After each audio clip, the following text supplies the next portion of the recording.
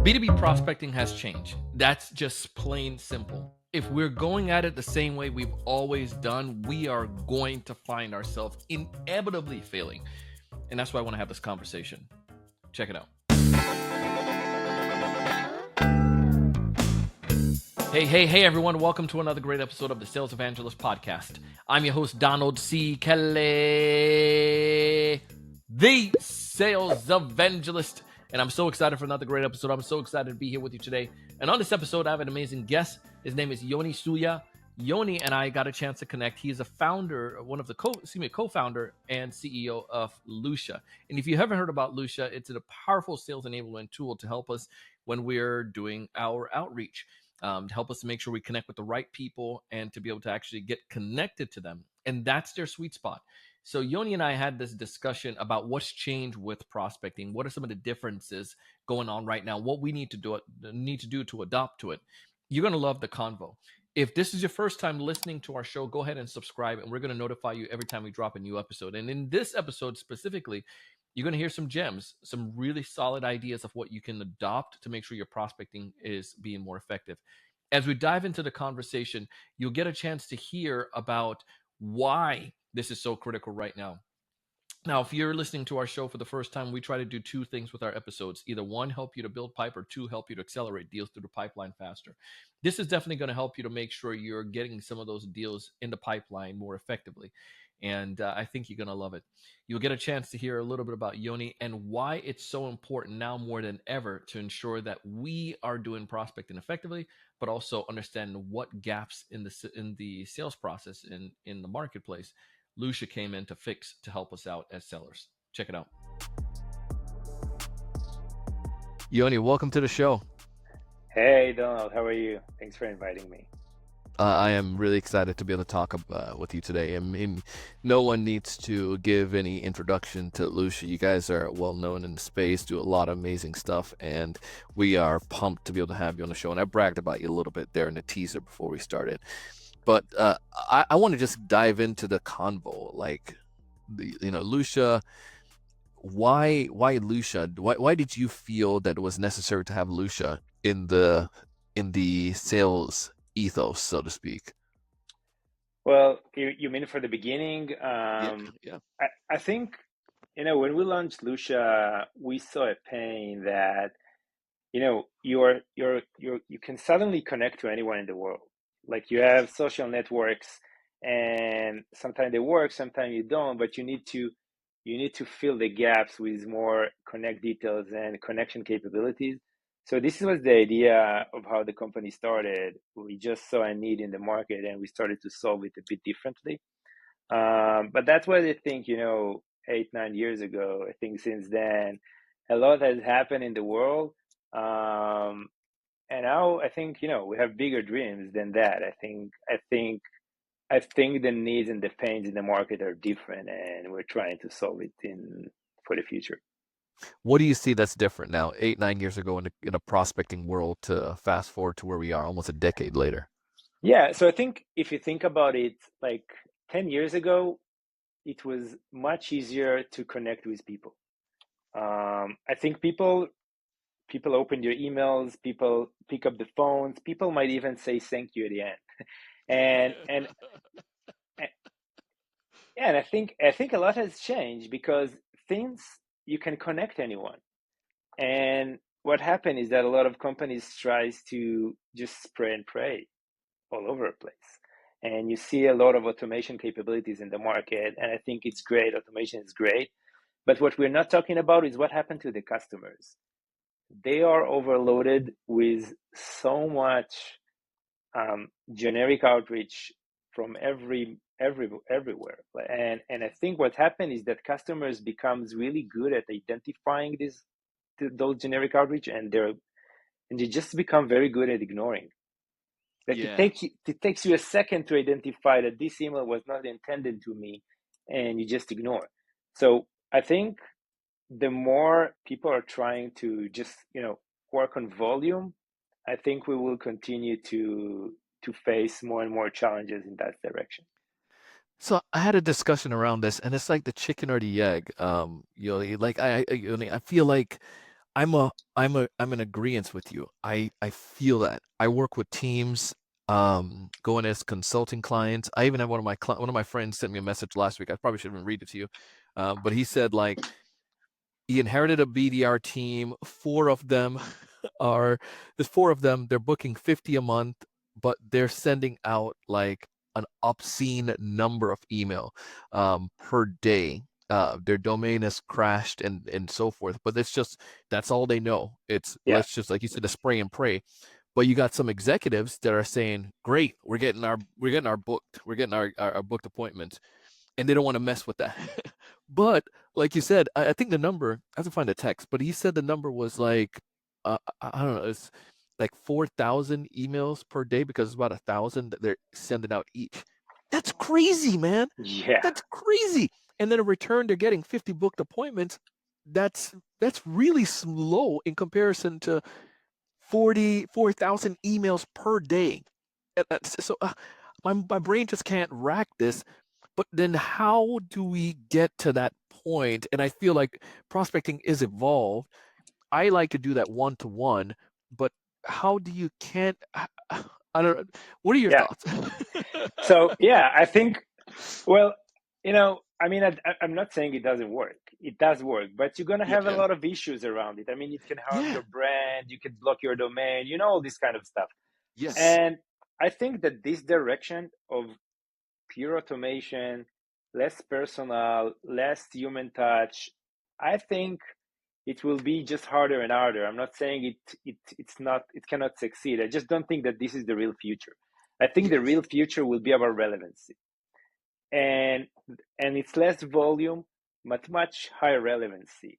And so when there is a real reason why two companies needs to connect, when you as a seller, when you know why you are reaching out, because there is a real signal or something just happened and you are connecting this company with a known reason, not just because they are in your ICP, because you know why you are connecting to this ICP right now. There's something happened now.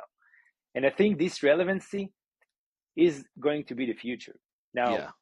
I think that AI enables that, because before AI, if people are doing prospecting and if people needs to search their leads manually, they cannot digest tons of data. Just they take few fields and they just have huge ICP and then they try to reach out. But if you give it to AI Yeah. and it can analyze tons of data and see patterns and understand exactly why, so I think AI will able to provide you explainability and reasoning why this prospect needs to be connected now. And I think then salespeople will bring their core value to the conversation, because the relationships cannot be replaced by AI. And this is, I think, where salespeople will be at their best. So How do we get to that?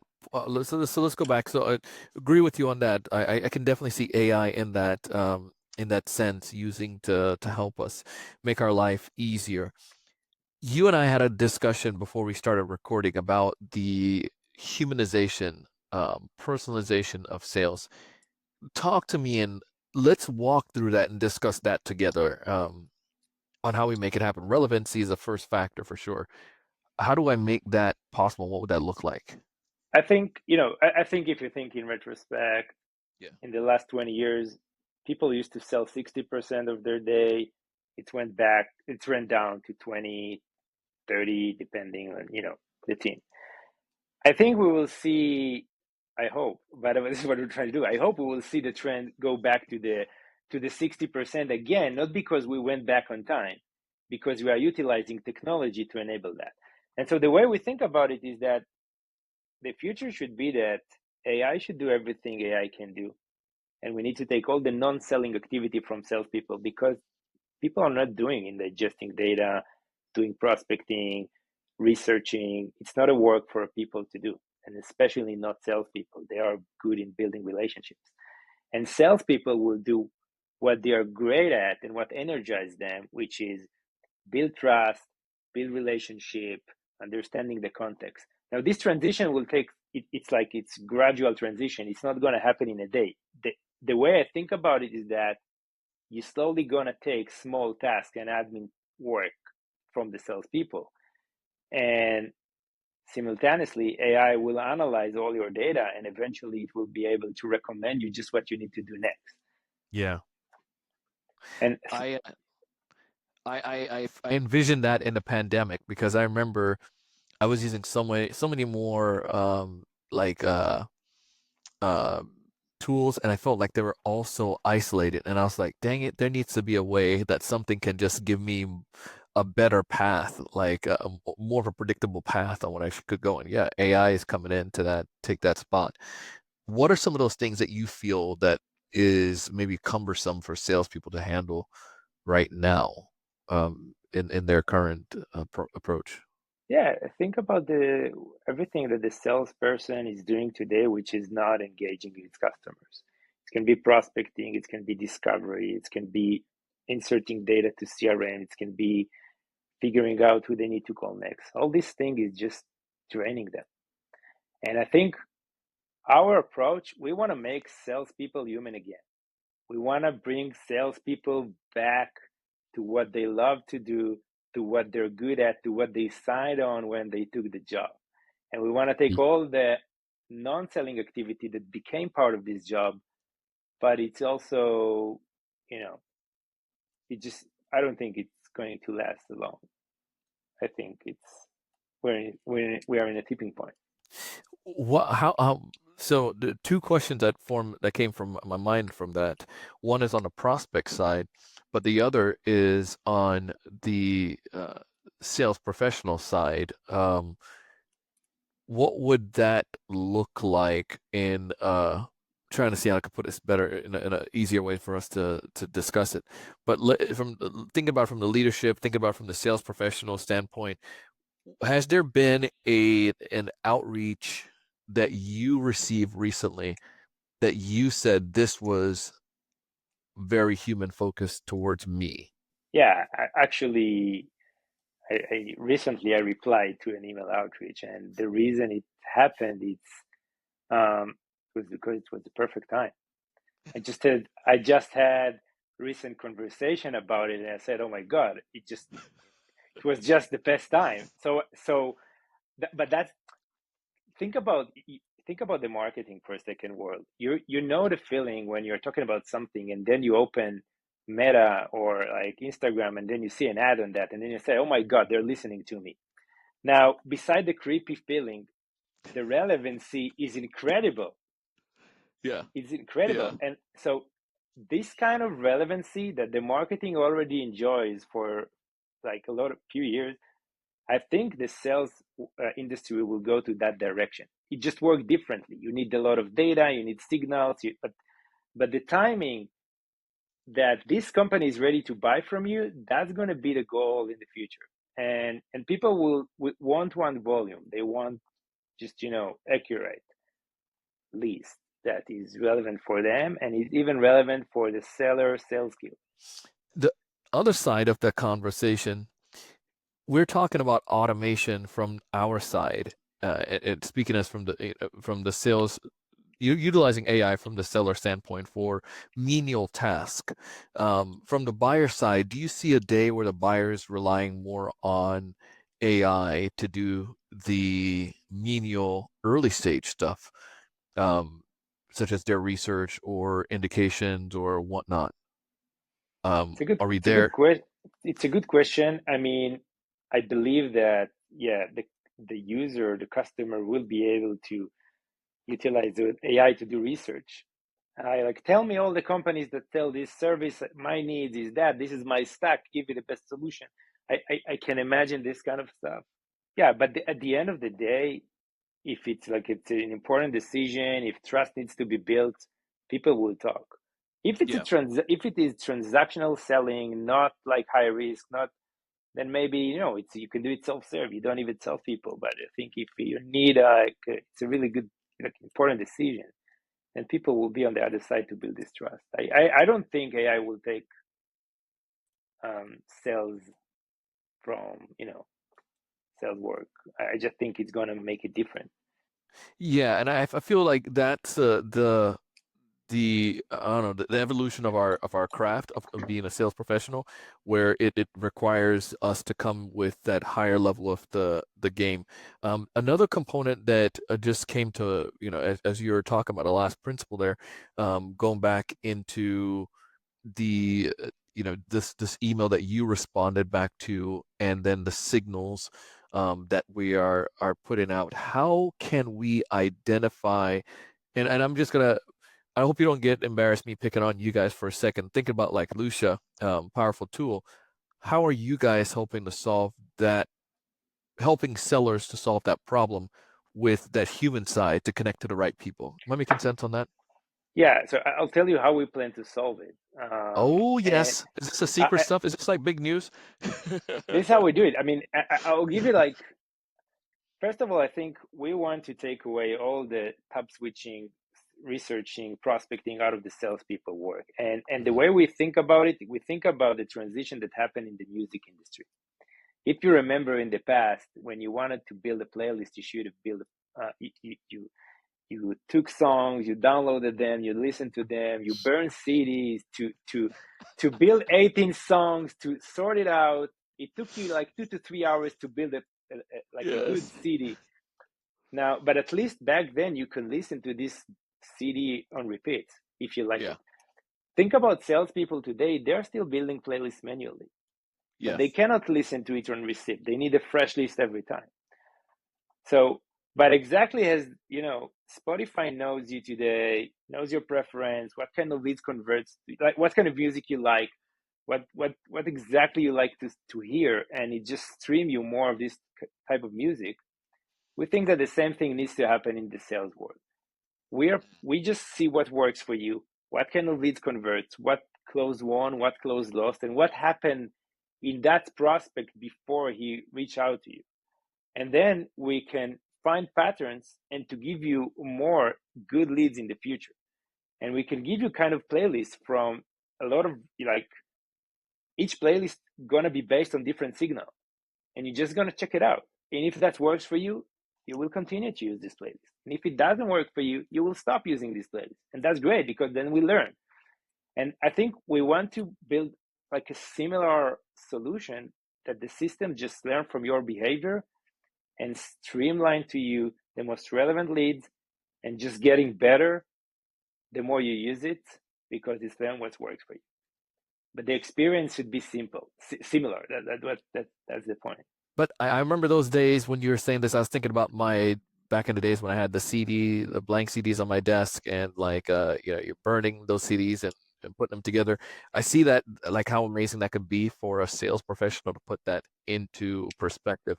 Is that something though that's futuristic, or is that something that is like a month away? And then as a sales rep, do I have the capability of doing that? Or because of so many softwares communicating and whatnot, do I need to have my sales leaders to be able to help me engage with something like that? That's perfect question. First of all, no, it's not.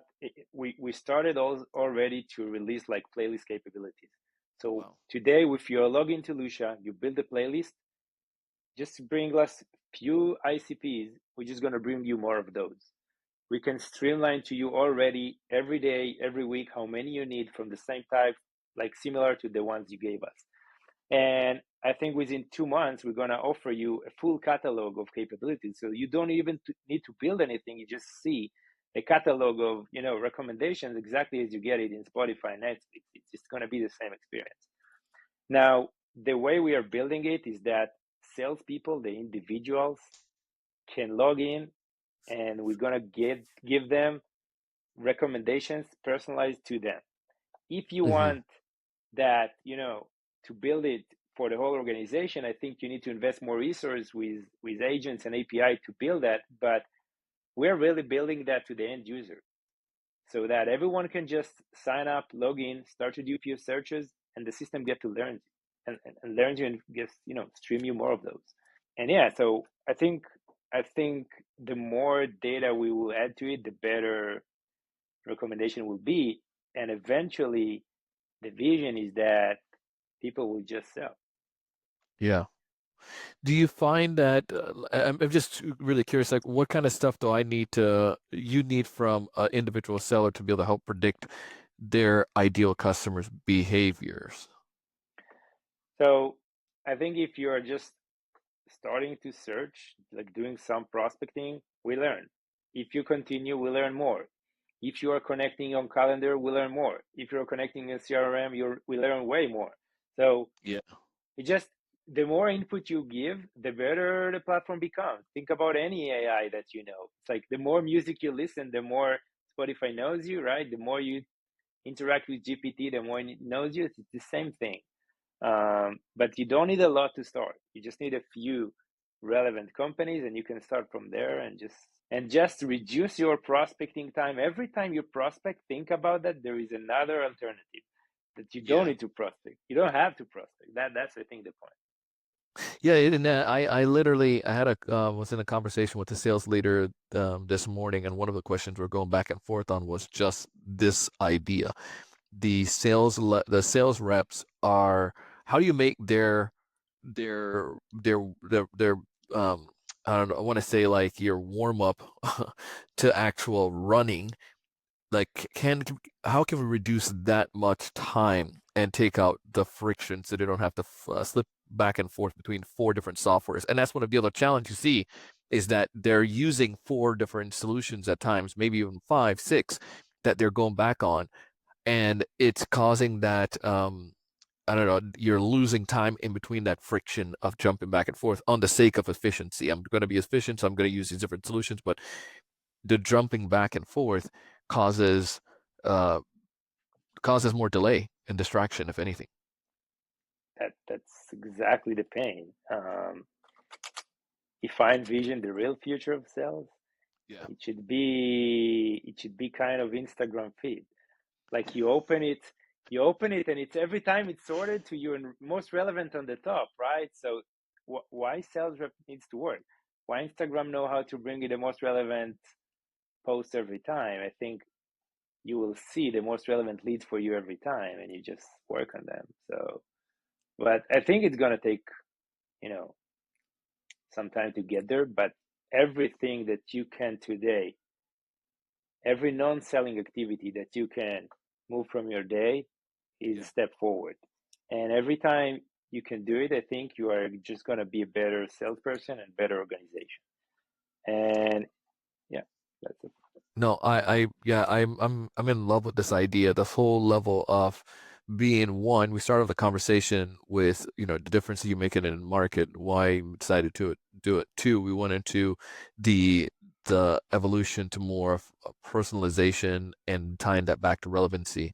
And then the third is utilizing technology to be able to help us to be able to minimize the distracting activities to focus on the things that matter the most. What else as we get ready to come to the end and wrap up here, what else do you feel that may be holding sellers back in this era of prospecting? I think it's mainly, the time consuming for sure. It's the relevancy. It's very hard for them to digest a lot of data. But even when they find it, I think it's hard for them to understand how to approach. Like, what's the right messaging? I think a lot of them are fail in their messaging. So it can be an ICP, but the message is not personalized. It's not going above the threshold of ignorance of the customer. So I think, yeah, I Yeah, think you just need to be very good in how you reach out.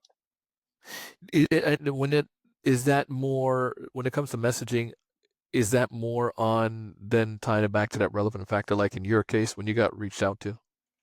Yeah, I think relevancy, it can be generic, and then it can be, personalized based on, I don't know, your recent post on LinkedIn or your job change, but it's not relevant for the real reason to connect. And Yeah, then, like, when there is a real reason to connect, because like some event happens, some signal happen, and if you know how to write the message in the title based on that kind of relevancy, that's the top. Those are the yeah. most converting approaches because they are real. There are real, reason behind it. So I think that's the money right there. If you can solve that, and get that in the through a playlist for sellers, I think it's a game changer. And it sounds like you guys are right there making that happen. we're on it. And yeah, as mentioned, we are here to bring salespeople to do what they love to do, which is just selling. Come on, let's go. I want to get some appointments and talk to people. Um, Listen, if there's one major takeaway you want sellers and leaders listening to this episode to walk away with, what's that one major piece of advice? Every salesperson today needs to try a lot of stuff and try to utilize and build a perfect team with AI. I think you cannot stay in the old playbook. So I think learning, getting out of the comfort zone will build the best sales organization in the world. And you just need to open the mind of new solutions out there, I think. What if somebody's out there listening, they're interested in checking out Lusha. Some of the things you talked about today was fascinating. How do I go about doing so? It's a free service. It's a freemium. So you just log in, starting to use it, and the system will get to know you and recommend you. So I think it's very easy. Well, I truly appreciate you taking the time to come on our show today. It was refreshing, got some really good thoughts and insights, and can't wait to see all the cool stuff you guys are having. I need to go build that playlist now. So, Thank you very much, Donald. It was a pleasure. Thank you. Yoni, thank you so much. Hey, that was Yoni. If you haven't done so already, connect with him on LinkedIn. Tell him that you heard him here on the Sales Evangelist podcast. And I would love to hear from you. Let me know, are you taking advantage of Lusha? Are you using it? You can find me on LinkedIn, Donald C. Kelly, and drop me a message. Say, yes, I'm using it. No, I'm not using it. Never heard of it. I've heard of it. And it's been my saving grace in helping me in sales. Just drop us a message. Drop me a message. I would love to hear that, and I'll personally respond. Listen, we do this podcast because we want to help you to be able to build pipe more effectively, because I didn't get that help and guidance, two, to be able to know how to close deals more faster. And I'm telling you, these are gaps that I saw that I didn't have as a sales rep, and I want to make sure I provide it for you. If you wouldn't mind, share this episode with one other person that can benefit from it. Listen, I want you to thrive. I want you to succeed. I want you to raise your level of thinking. But most importantly, I want you to go out and do big things. See you on the next one.